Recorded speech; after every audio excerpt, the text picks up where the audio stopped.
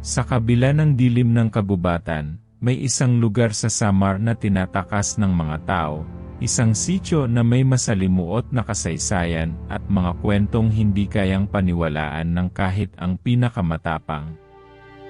At kung may isang tao na may kinalaman sa kwentong ito, siya ay si Bayani, isang batang lalaking pinili ng tadhana upang sumubok ng isang delikadong misyon.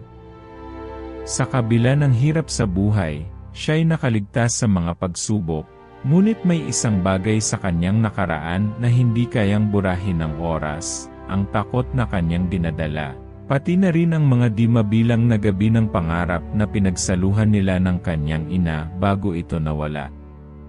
Isang araw, habang naglalakad siya sa kalsadang tinahak na ng panahon at puno ng kalungkutan, nagpasya siyang pumunta sa isang baryo sa gilid ng kabundukan. Dito nagsimula ang kwento ng isang lugar na sinasadyang iniiwasan ng lahat, ang Sitio San Isidro. Sabi nila, dito daw tumitira ang mga nilalang na hindi kayang ipaliwanag ng science at logic, mga aswang na naghahanap ng mga kaluluwang magpapalakas sa kanila. Ang buhay ni Bayani, bagamat puno ng pagsubok, ay may kaunting liwanag dulot ng kanyang matalik na kaibigan na si Tomas. Si Tomas, isang batang may magaan na puso, ay isang tao na hindi natatakot magtawa at magbiro kahit sa gitna ng matinding kalungkutan. Siya ang nagsisilbing lakas ni Bayani, kahit na hindi nito alam ang buong kwento ng nakaraan ng kaibigan. Sa unang araw ng kanilang pagdating sa Sitio San Isidro, tahimik ang paligid, masyadong tahimik, para sa isang lugar na puno ng buhay. Walang sinuman ang naglakad sa kalsada, walang mga bata na naglalaro, at ang mga bahay ay parang nagtataglay ng mga lihim na hindi kayang ipaalam sa sinuman. Ngunit sa kabila ng katahimikan, may mga pahiwatig ng hindi maipaliwanag na presensya. Ang mga kutitap ng mga alitaptap ay tila ba nagsisilbing gabay, ngunit sa mga mata ni Bayani, tila ba may mas malalim na kahulugan ang mga ito. Habang sila'y naglalakad patungo sa isang maliit na kubo, isang malamig na hangin ang dumaan, isang hangin na may dala ng amoy ng kahoy, dahon, at dugo. Itinulak ni Bayani ang nararamdaman, at tinitigan si Tomas na, sa kabila ng init ng araw, ay tila nag-aalala rin. Bayani, may nararamdaman akong kakaiba dito, sabi ni Tomas, ang kanyang boses na may kasamang pangamba. Ngunit tinawanan ito ni Bayani, bagamat may kalungkutan sa mga mata, may mga bagay na hindi kayang ipaliwanag sa salita.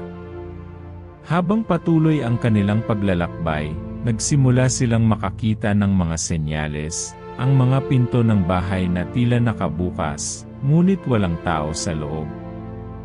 Mga bintanang may mga kortinang hindi gumagalaw, bagamat may malamig na hangin.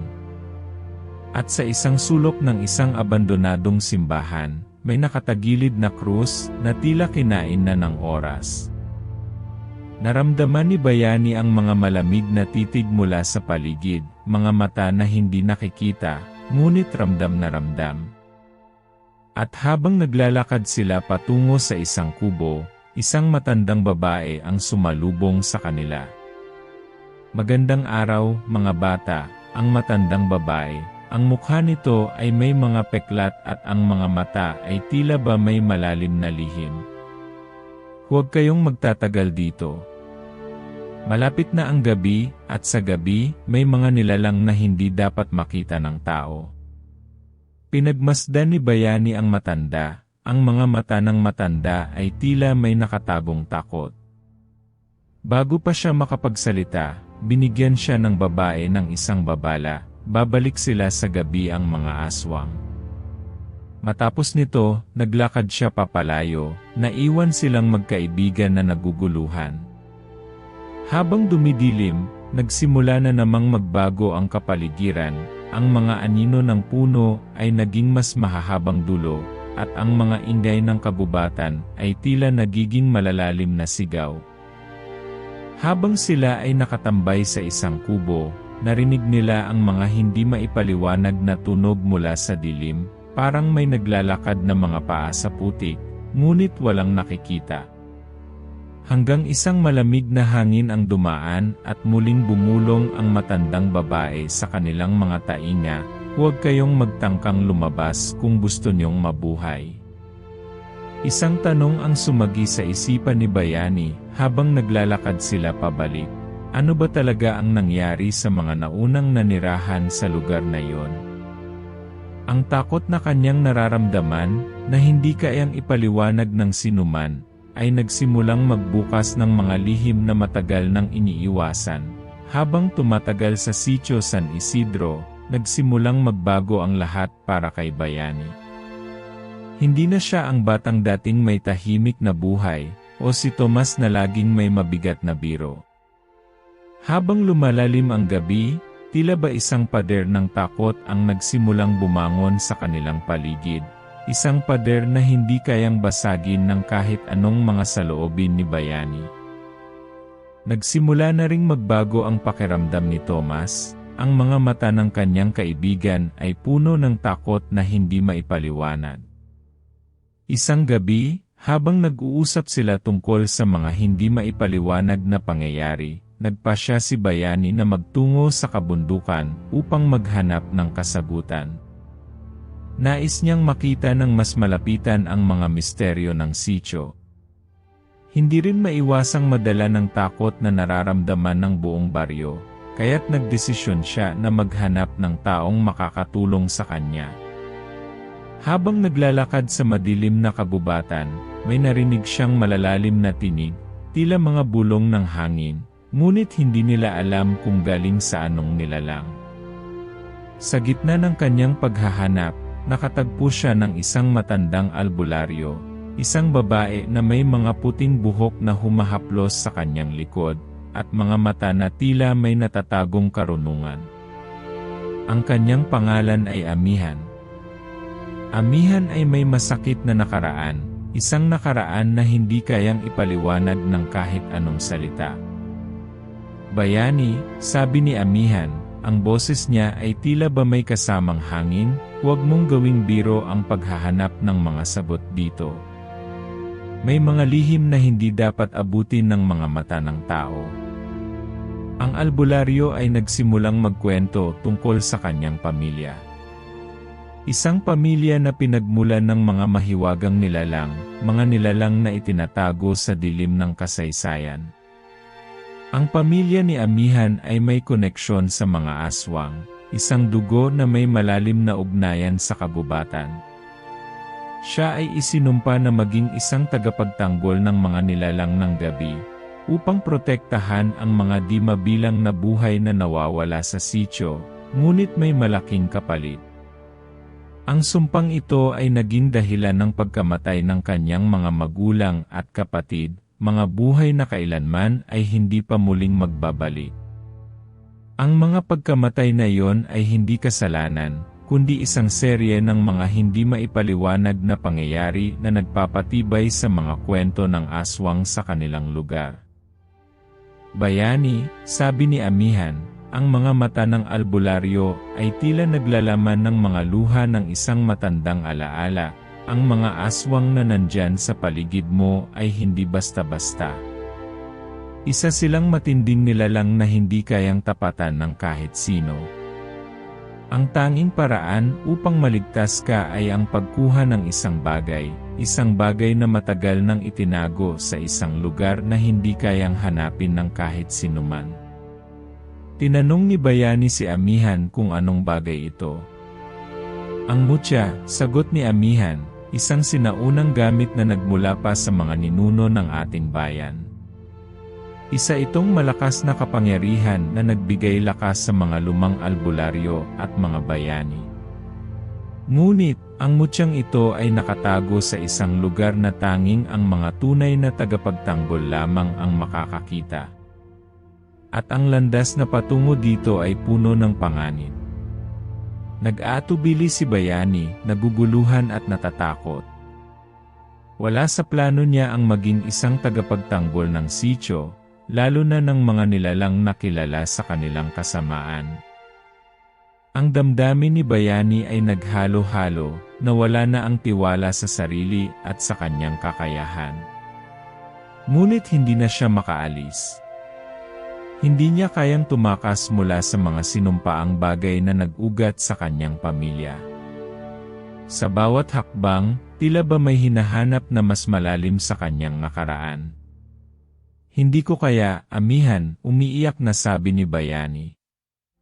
Hindi ko kayang maging bayani. Hindi ko kayang itama ang mga pagkakamali ng nakaraan ko. Ngunit si amihan ay nagsalita ng malumanay, ang hindi mo alam, Bayani, ay ikaw ay may mga kapangyarihan na hindi mo pa alam. Ang iyong dugong nananalaytay ay may koneksyon sa mutya. Kahit na hindi mo gusto, ito ang iyong tadhana. Ang tanging paraan para maprotektahan ang iyong mga mahal sa buhay at ang buong sityo ay ang pagtanggap sa iyong misyon. Matapos ang ilang sandali ng katahimikan, inabot ni amihan ang isang matandang kabibe mula sa kanyang bag. Ibinigay ito sa akin ng aking lola, dagdag ni amihan, at ito ang tanging bagay na makakatulong sa iyo upang makilala ang iyong kapalaran. Dahil sa matinding pag-aalinlangan, dahan-dahan na tinanggap ni Bayani ang kabibe. Ang kabibe ay may makintab na ibabaw, ngunit may mga linyang tila nagsasalita sa dilim. Naramdaman ni Bayani ang malamig na pangingilig sa kanyang katawan nang hawakan niya ito, na tila may likas na kapangyarihan ang bagay na iyon. Dahil dito, sabi ni amihan, simulan mo na ang iyong pagsasanay. Hindi ito magiging madali, ngunit kailangan mong tanggapin ang iyong kapalaran. Sa kabila ng pagtutol, nagsimula si Bayani sa matinding pagsasanay kasama si amihan. Sa bawat araw, unti-unting natutunan niyang kontrolin ang mga bagong kapangyarihan na natutunan mula sa kabibe. Ngunit habang lumilipas ang panahon, nararamdaman pa rin ni Bayani ang takot na baka hindi niya kayang tapusin ang misyon na iniatang sa kanya. Ang mga aswang ay tila nagsisimula ng magpakita sa gabi, at ang kalaban ay nagiging mas malakas. Habang ang gabi ay lumalapit, patuloy na sumasabay sa kanyang mga hakbang ang madilim na lihim ng Sitio San Isidro, ang kabibe, at ang masamang kapalarang naghihintay kay Bayani. Habang lumalalim ang gabi sa Sitio San Isidro, nagsimula nang magbago ang lahat kay Bayani. Bawat hakbang patungo sa kanyang misyon ay parang pagsubok na mas matindi kaysa sa kanyang inaasahan. Ang kabibe na ibinigay ni amihan ay patuloy na nagiging gabay niya, ngunit sa bawat paghawak niya rito, ramdam niyang may kasamang pasakit, isang pasakit na hindi niya kayang ipaliwanag, ngunit nag-ugat mula sa mga sugat sa kanyang puso. Ang isang parte ng kanya ay naguguluhan, may takot, at patuloy na kumakapit sa mga alaala ng nakaraan. Minsan, habang natututo siyang gumamit ng mga bagong kapangyarihan, hindi maiwasang bumalik ang mga alala ng pagkawala ng kanyang ina. Walang paalam, walang salo-salo, walang pagkakataon na magpasalamat sa lahat ng sakripisyo. Ang kanyang ama, na hindi niya kailanman nakilala, ay isang tanong na walang kasagutan. Kaya't sa bawat pagsasanay, ang mga pagninilay ni Bayani ay napapawi ng sakit na dulot ng pagkabigo, pagkatalo, at pagkawalay sa mga mahal sa buhay. Nagkaroon siya ng pagkakataon na tanungin si amihan tungkol sa kanyang mga magulang, ngunit hindi nakayanan ng albularyo ang magbigay ng mga konkretong sagot. Laging may pag-aalinlangan sa mga salitang binibitawan nito, isang lihim na tila wala siyang kakayahang tuklasin. Ang tanging naiwan sa kanyang isipan ay ang ideya na siya'y may isang misyon, isang layunin na hindi kayang tumbasan ng kahit na anong paliwanag. Ngunit habang ang mga gabi ay dumaan, nagsimula siyang magtanong, para saan nga ba ang misyon ko kung ako rin ay hindi kayang magpatawad sa mga tao sa paligid ko? Para saan ang laban kung wala naman akong mga alaala ng kasamahan at pag-ibig ng pamilya ko? Sa isang gabing tahimik, habang nagsasanay siya sa isang liblib na bahagi ng kagubatan, nagsimula siyang makaramdam ng kakaibang presensya. Hindi ito tulad ng dati, hindi ito ang malamig na hangin o ang mga aninong nagmumulto sa dilim.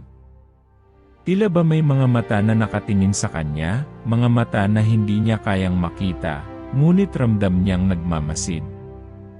Habang siya'y abala sa pagninilay, narinig niya ang mga yabag na hindi umaabot sa kanyang mga tainga, ngunit ramdam sa ilalim ng lupa. Parang may gumagapang na mga nilalang, nagmamasid sa bawat galaw. Ipinagpatuloy niya ang kanyang pagsasanay, ngunit sa bawat hakbang ay lalo niyang naramdaman ang bigat ng kanyang mga pasanin. Kung dati ay may kasamahan siyang magkaibigan, ngayon ay naiisa na lamang siya, mag-isa sa isang misyon na tila imposibleng magtagumpay. Ang kabibe na hawak niya ay patuloy na kumikislap, ngunit ang kanyang puso ay puno ng pangarap na hindi kayang matupad, isang pangarap na kahit siya mismo ay nagsisimulang magduda. Isang araw, habang nagpapatuloy siya sa kanyang paglalakbay sa kagubatan, isang kakaibang pangyayari ang nagpatigil sa kanya. Ang isang malaking anino na walang katauhan, isang imahe ng kabangisan, ay dumaan sa harap ng kanyang mata. Isang pagkislap ng dilim na siyang nagbigay signal na hindi lang basta ordinaryong pagsasanay ang kanyang tinatahak. May mga kakaibang nilalang na nagmamasid sa kanyang bawat galaw. Sa gabing iyon, habang nakaupo siya sa isang bato at nag-iisip, napansin niya ang mga matang nagsisilip mula sa madilim na kagubatan. Para bang may mga mata na sumusunod sa bawat hakbang niya, at sa mga mata na iyon, naramdaman niyang hindi siya nag-iisa. Puno ng kaba at pangamba ang kanyang puso, ngunit isang malalim na sigaw ang bumangon sa kanyang isipan, isang sigaw ng pasakit na nararamdaman niya mula sa pagkawala ng kanyang ina. May namumuong galit na hindi kayang patagilid. Huwag mo silang saktan, ang boses na pumasok sa kanyang isipan. Ang boses na nagmumula kay amihan, ngunit tila hindi lang siya ang nag-uusap. Ang mga ito ay mga nilalang mula sa kagubatan, mga aswang na hindi kayang makita ng sinuman, mga halimaw na naninirahan sa mga anino ng kagubatan. Ang mga gabing iyon ay mas lalong naging magulo. Hindi na nag-iisa si Bayani sa kanyang pakiramdam ng takot. Kasama niya ang kanyang mga alaala, at kasabay nito ay ang mga kakaibang pangyayari na tila nagsasabi sa kanya na hindi pa siya handa. Sa bawat araw ng pagsasanay, naramdaman niyang lalong tumitindi ang presensya ng masamang kapangyarihan na nagmumula sa madilim na kanto ng kagubatan. Minsan, sa gitna ng gabing tahimik, isang hindi inaasahang pag-atake ang dumating mula sa mga nilalang ng gabi. Biglang dumating ang isang madilim na ulap na nagbigay ng malamig na hangin at isang matinding presensya. Ang mga anino na dumaan sa paligid ay nagsimulang mag-shape, nagiging mga katawan ng mga aswang, ang mga nilalang na hindi kayang mapigilan ng kahit sinong ordinaryong tao. Ngunit sa gitna ng lahat ng ito, naramdaman ni Bayani ang hindi matitinag na lakas mula sa kabibe. Kasabay ng kanyang galit at takot, nagsimulang magliwanag ang kabibe sa kanyang kamay, hindi siya nag-iisa, at ang lakas ng kanyang dugo ay nagsimula ng magbukas ng daan para matutunan ang higit pa. Ngunit sa kabila ng lahat ng ito, nagpatuloy pa rin ang alinlangan sa kanyang isipan. Minsan, habang tinitignan niya ang kabibe, hindi niya maiwasang magtanong sa sarili kung kaya ba niyang ipagpatuloy ang laban. Hindi ba't siya rin ay napapagod na? Sa bawat gabi ng takot at pagdududa, naramdaman niyang hindi siya sapat para sa misyon na ipinataw sa kanya. Ngunit sa bawat sigaw ng kagubatan, sa bawat patak ng ulan na tumatama sa kanyang mukha, nagsimula niyang matutunan ang pinakamahalagang aral. Hindi mo kayang pigilan ang tadhana, ngunit magagawa mong baguhin ang iyong takbo. Habang patuloy na lumalalim ang gabi, mas lalong tumindi ang presensya ng masama sa Sitio San Isidro. Ang mga aninong nagmumulto sa mga kabahayan ay hindi na lang basta mga ulap ng dilim. Nagiging mga nilalang na may kakayahang magbago ng anyo, maglakbay ng mabilis, at mag-iwan ng mga bakas na hindi kayang ipaliwanag ng kahit na sinong tao. Sa bawat araw na lumilipas, ang takot sa buong baryo ay lumalala, parang may kabuntot na dumidikit sa mga tao, isang kabigatan sa kanilang mga balikat na hindi nila kayang ipagtanggol. Sa kabila ng lahat ng ito, si Bayani at si Tomas ay nagpatuloy sa kanilang paghahanda. Hindi nila alam kung anong hinaharap nila, pero ramdam nila ang darating na dilim. Matapos ang mga araw ng pagsasanay at mga gabing puno ng pag-aalinlangan, nagtakda sila ng isang plano upang protektahan ang baryo at makaharap ang darating na panganib. Ngunit sa kabila ng kanilang pagpapalakas, hindi nila maiwasang magduda, puno pa rin ng takot at alinlangan ang mga mata ni Bayani. At ramdam ito ni Tomas. Hindi ko alam kung paano natin haharapin to, Bayani, wika ni Tomas habang pinagmamasdan ang kagubatan mula sa kanilang pinagtataguan. Hindi ko pa kayang tanggapin ang lahat ng nangyayari. Lahat ng ito parang isang masamang panaginip. Pareho tayo, sagot ni Bayani, ang boses niya ay may halong pagod at panghihina. Pero wala na tayong magagawa. Kailangan nating magsanib puwersa. Kung hindi tayo gagalaw, magpapatuloy ang lahat ng ito. Kung hindi tayo lalaban, mawawala ang lahat, ang mga buhay, ang pamilya, ang baryo lahat. Minsan, habang nagkakampi sila, napansin ni Bayani ang bigat sa kanyang puso. Nais niyang maging matapang, ngunit sa bawat araw na nagdadaan, mas lalo niyang nararamdaman ang mga sugat ng nakaraan. Ang kanyang ina na nawala ng walang paalam. Ang galit na tumagal ng taon. Ang pangarap na hindi matupad.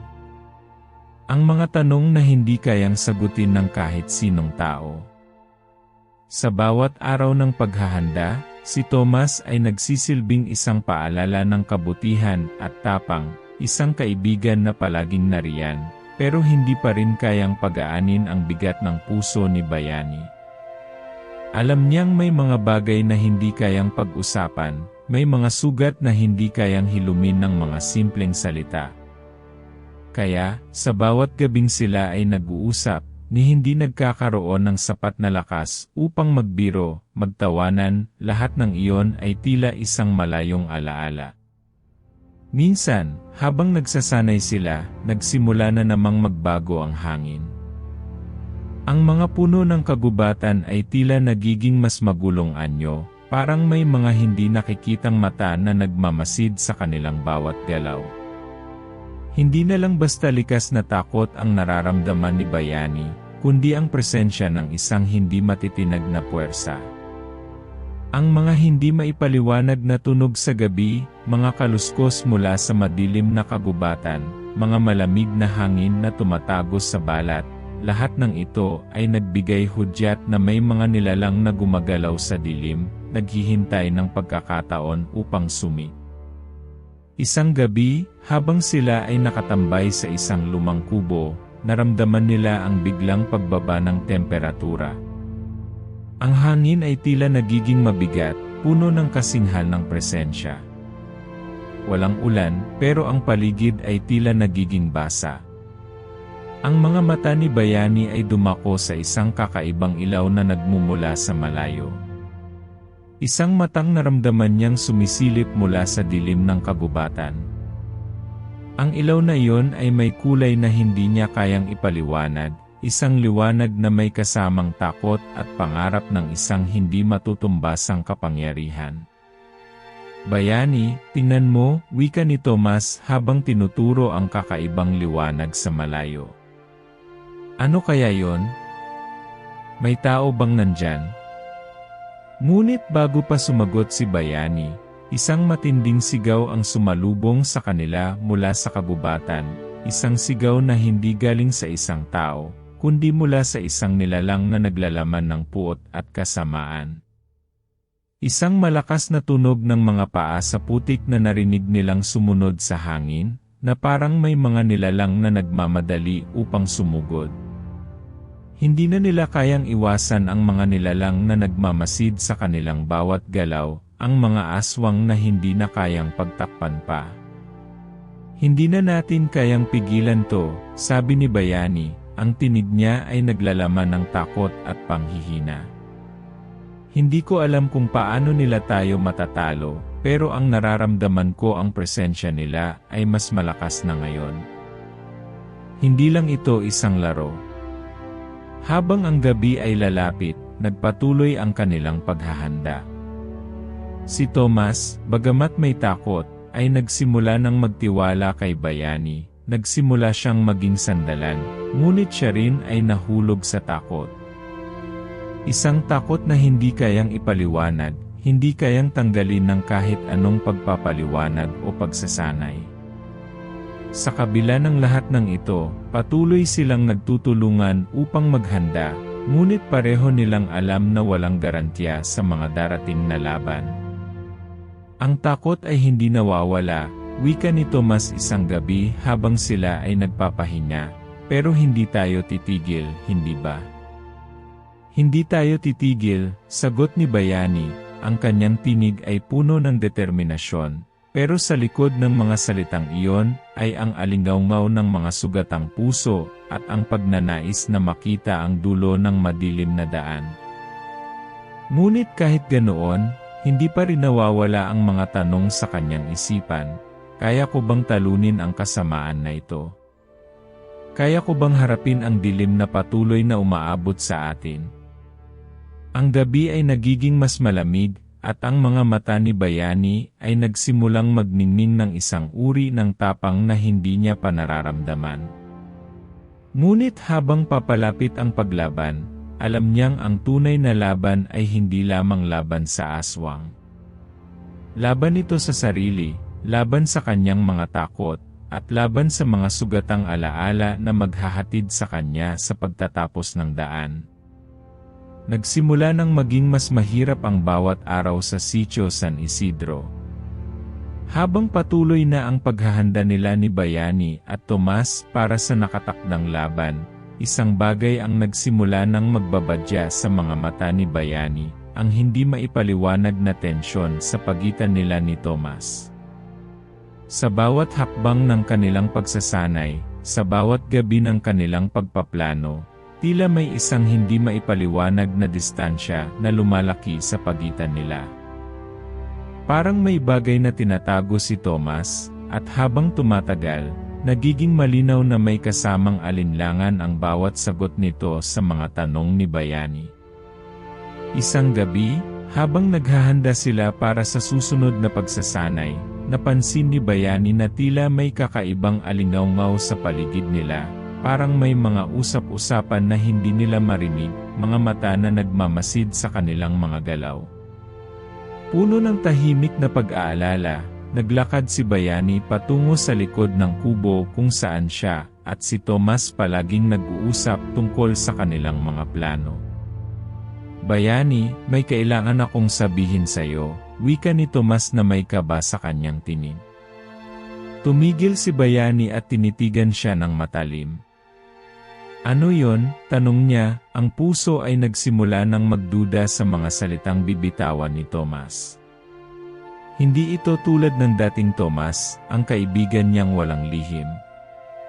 Ang bawat sagot nito ay tila nagiging mabigat, at ang bawat sulyap na ibinibigay niya ay puno ng takot. Ako ang may kasalanan, simula ni Tomas. Hindi ko kayang itago pa ito.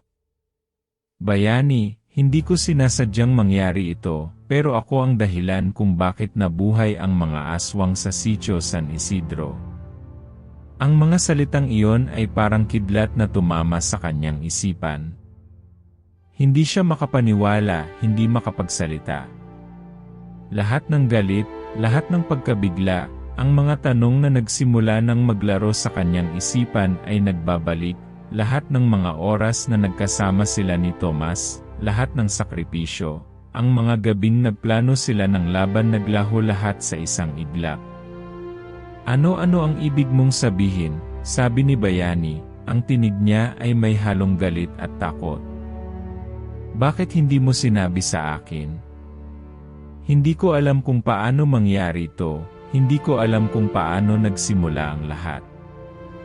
Ngunit nung bata pa ako, mayroong isang matandang albularyo na nagpayo sa aking pamilya na ang Sitio San Isidro ay isang lugar ng kasamaan.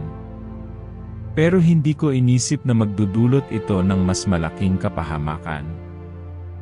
Isang araw, sa kalagitnaan ng isang seremonya, napilitang gumamit kami ng isang ritual na hindi namin kayang kontrolin. Hindi ko rin alam na ito ay magpapalakas sa mga nilalang sa kabubatan. Ang puso ni Bayani ay bumigat.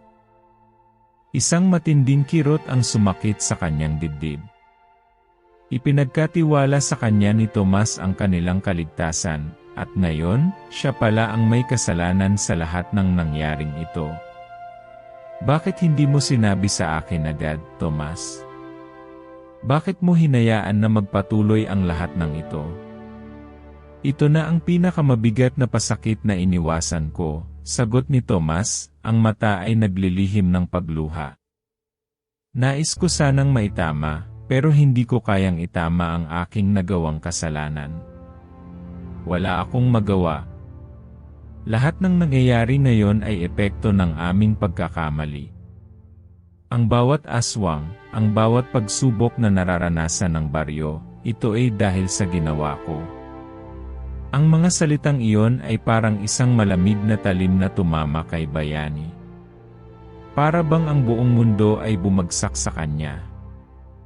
Ang kaibigan na pinagkatiwalaan niya, ang tanging kasama sa laban, ay siyang dahilan ng lahat ng kasawian.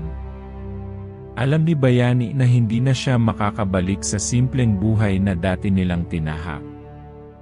Naging bahagi siya ng isang masalimuot na laro na hindi niya alam kung paano tatapusin. Wala nang ibang paraan, Bayani. May mga nilalang na hindi natin kayang pigilan.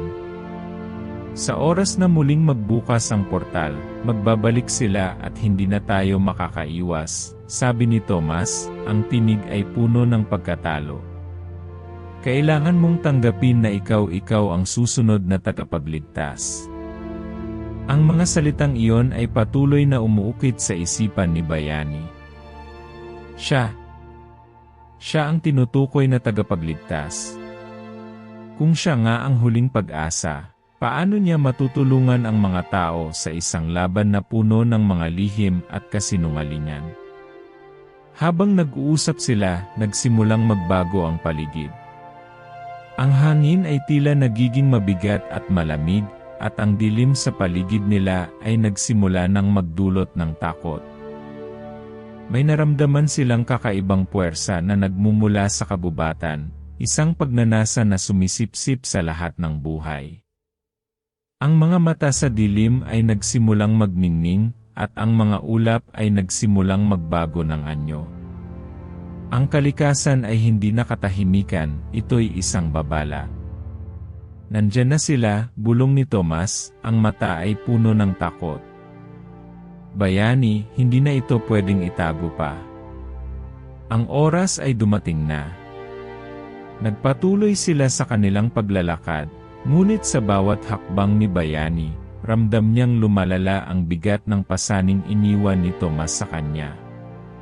Wala siyang ibang magagawa kundi harapin ang mga ito, ang lihim ng kanyang mga magulang, ang kasalanan ni Tomas, at ang kanyang tadhana bilang tagapagligtas.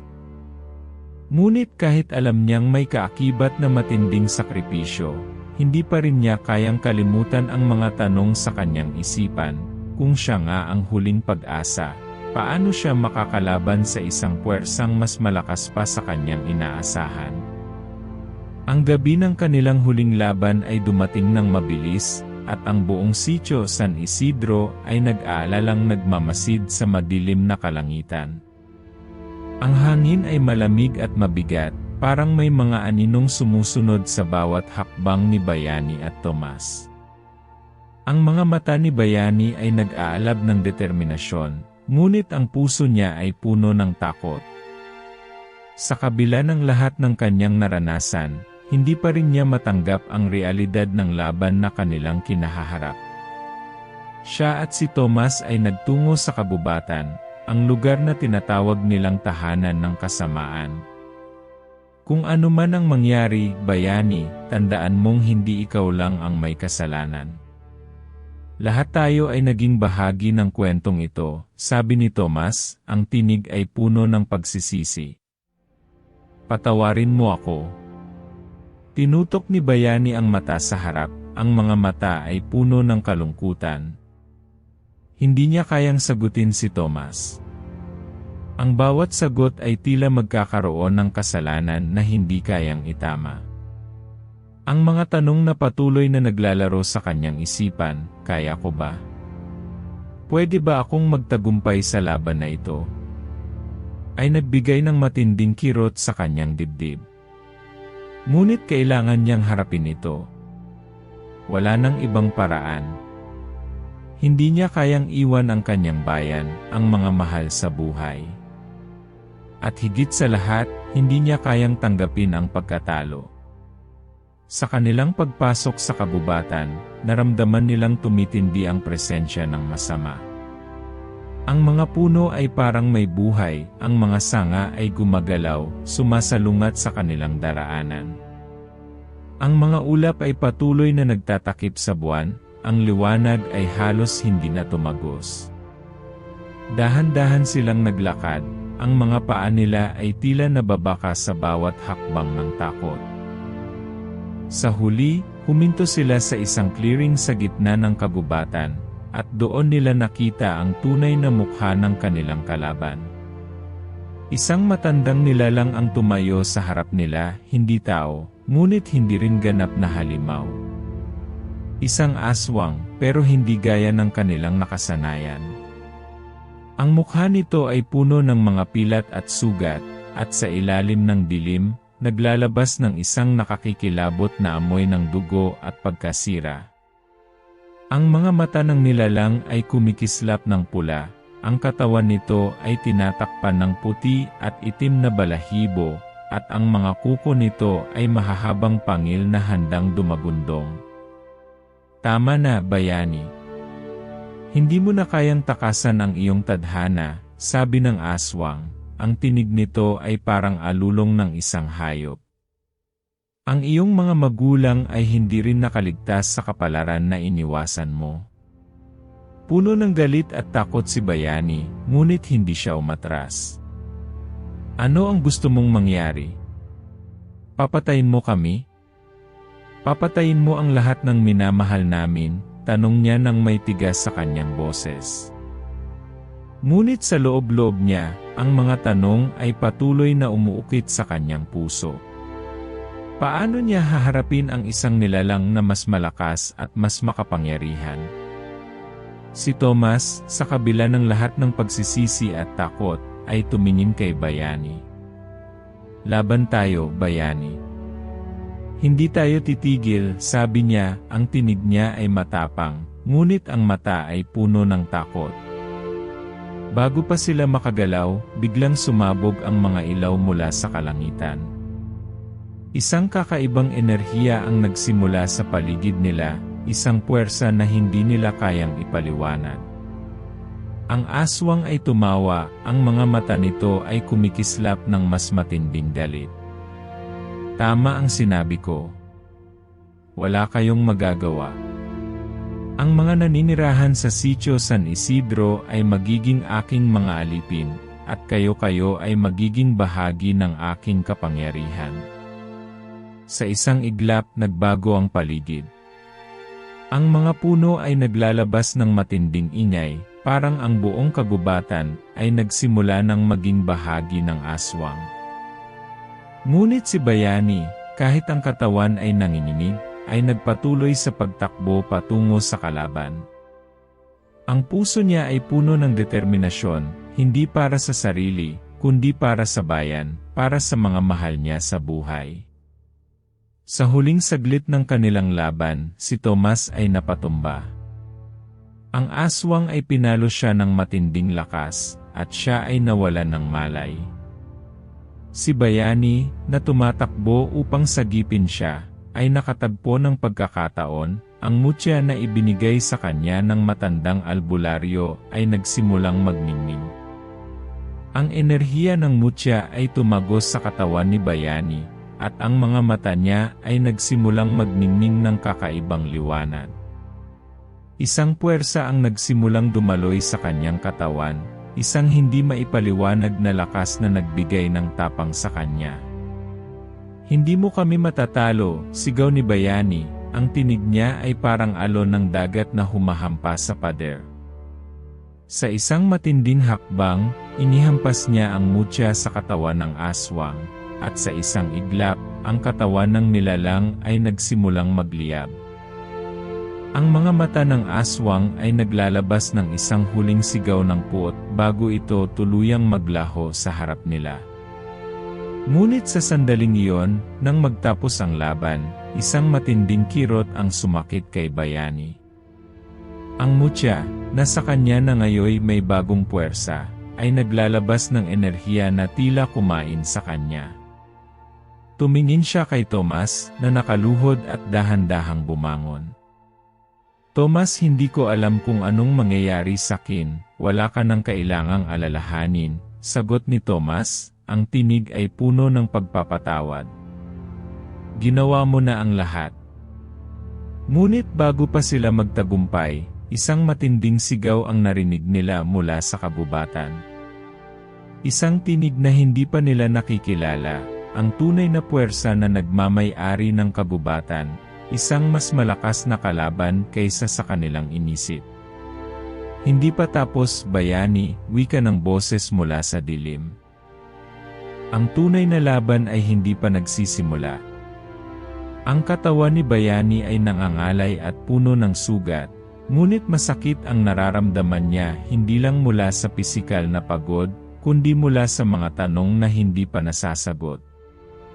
Naramdaman niyang unti-unti siyang nawawala sa sarili. Ang puwersang dala ng mutya ay parang hinihila siya palayo mula sa realidad. Habang si Tomas ay pilit na tumayo, ang mga mata nito ay puno ng awa. Alam niyang hindi ito ang katapusan ng lahat ng hirap na kanilang pinagdaanan. "Bayani, huwag kang susuko," sigaw ni Tomas habang tumatakbo papunta sa kanya. Ang tinig nito ay puno ng takot at pangako. "Laban pa tayo." Ngunit habang tumakbo si Tomas, naramdaman ni Bayani ang tila may isang makapal na pader na bumangon mula sa kanyang loob. Ang bawat hakbang na kanyang ginagawa ay mas lalong nagpapabigat ng kanyang katawan. Ang puwersa ng mutya, bagamat nagbigay ng lakas upang talunin ang aswang, ay nagsimula ng kumain sa kanyang kaluluwa. Si Tomas ay dumating sa kanyang tabi at tinulungan siyang tumayo. Ngunit alam ni Bayani na hindi na ito ang mga oras para magtagumpay pa sila. Hindi nila kayang labanan ang puwersa ng kalikasan na kanilang ginulo. "Bayani, may isang paraan pa pero hindi ko alam kung kaya mo." Ang mga salitang ito ay lumabas mula sa bibig ni Tomas. Ang tinig ay puno ng takot at panghihinayang. Sa likod nila, ang kagubatan ay tila buhay. Ang mga puno ay parang umaabot upang sakupin sila, at ang hangin ay nagsimulang humagulhol na parang isang anino ng mga nilalang. Ang boses mula sa dilim ay muling narinig, at ngayon ay mas malinaw, mas matindi. "Huwag magtangkang labanan kami, Bayani. Hindi mo kaya." Ang boses ay kumakalat sa hangin, puno ng pangako ng wakas. Pero sa mga salitang iyon, muling sumik ang tapang sa puso ni Bayani. Bawat tanong at pag-aalinlangan ay nagbigay daan sa isang napakalinaw na sagot. Hindi siya pwedeng magpatalo. ang bayan, ang pamilya, at ang mga taong umaasa sa kanya, ay hindi pwedeng mawalan ng pag-asa. Pagtatagumpayan niya ito, kahit pa ang mga tanong sa kanyang isipan ay magpatuloy sa pag-ikot. Hindi ko hahayaan na magtagumpay ang mga nilalang na ito. Hindi ko pwedeng pabayaan ang mga mahal ko sa buhay, pati na rin ang mga tao sa Sitio San Isidro, wika ni Bayani, ang boses ay puno ng pagpapasya at tapang. Kung ang tadhana ko ay magtatapos, hindi ito magiging dahil sa takot. Nagpatuloy silang maglakad, at sa bawat hakbang na kanilang tinatahak, nararamdaman ni Bayani ang unti-unting pagdapo ng katahimikan.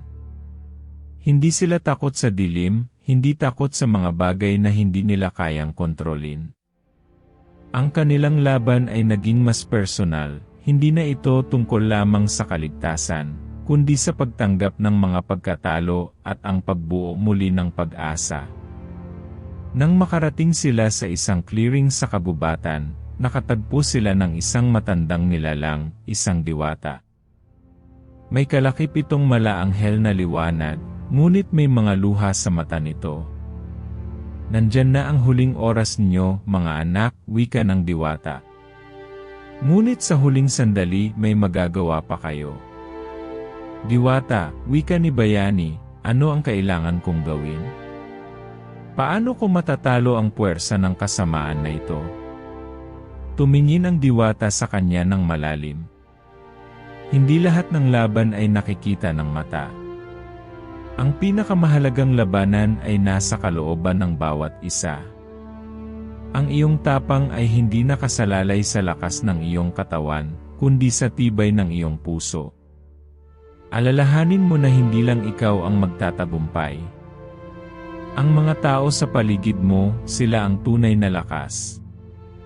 Bago pa makapagsalita si Bayani, ang diwata ay nagbigay ng isang mahikang hiyas, isang kabibe na may sinag na walang kapantay. Huwag kalimutan, Bayani, na ang iyong kaluluwa ay may kakayahang magbigay ng liwanag sa dilim. Gamitin mo ito sa tamang paraan. Nagpasya si Bayani, ang tapang na kanyang pinapakita ngayon ay hindi lang galing sa sarili niyang lakas, kundi sa mga taong nagbigay sa kanya ng buhay, sa mga taong patuloy na nagbigay ng pagmamahal at pagkakaibigan. Ang mga aswang na kanilang nakalaban ay nagsimulang maglaho, unti-unting nawawala ang mga nilalang sa paligid, ngunit si Bayani ay nararamdaman pa rin ang hirap ng kanyang pinagdadaanan. Ang mutya ay nagsimulang magliwanag ng higit, at sa bawat sandali, ramdam niyang unti-unti siyang nawawala sa sarili. Hindi siya natakot. Hindi siya umayaw. Isang huling sigaw ang lumabas mula sa kanyang bibig, ang liwanag ng pag-asa ay mananatili sa ating puso. Ang takot, hindi tayo dapat matakot. At sa huling sigaw na yon, ang buong kagubatan ay dumilim, ngunit sa puso ni Bayani, nagsimula ang isang bagong pag-asa, isang pag-asa na tatawid sa mga dilim, isang kwento ng tapang na magiging inspirasyon ng mga susunod na henerasyon. Ang kwento ni Bayani ay hindi natapos sa labanan.